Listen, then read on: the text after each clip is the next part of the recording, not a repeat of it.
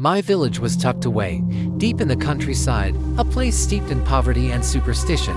So when Pastor Onai arrived, it felt like a divine blessing.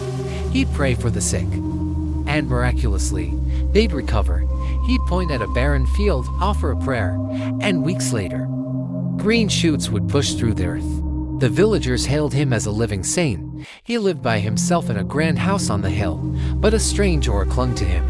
Animals near his property were sometimes found dead, without a single mark on their bodies. The aura on his home always carried a faint and settling scent of copper mixed with decaying flowers. My grandmother, her wisdom etched into the lines on her face, would often mutter that his miracles smelled of the left hand, our village's term for dark magic. As kids, we just found him plain scary. Everything changed the day to children. A brother and sister named Kofi and Emma vanished.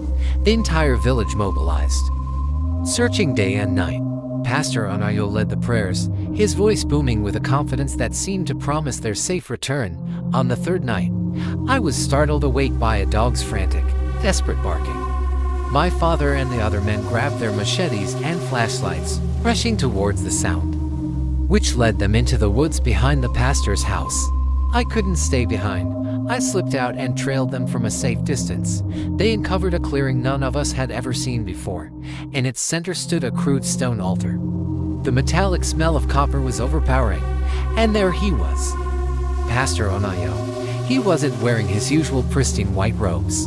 Instead, he was draped in a red cloth, his face smeared with ash, chanting in a harsh, ancient language that made my skin crawl. At his feet, bound and terrified, were Kofi and Emma. Before anyone could even cry out, the pastor did something truly unthinkable. He lunged down and, with a strength that seemed inhuman, he bit into Kofi's arm. The sound it made, a sickening, tearing noise that I will never ever forget. My father let out a scream of pure rage, and the men charged forward, their shouts echoing through the trees. What followed was absolute chaos. The pastor didn't, but we knew the truth.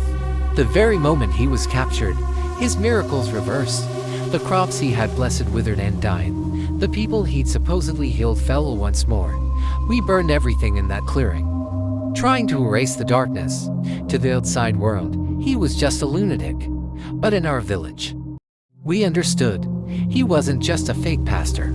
He was feeding something ancient and evil, and he was about to offer it the lives of our children.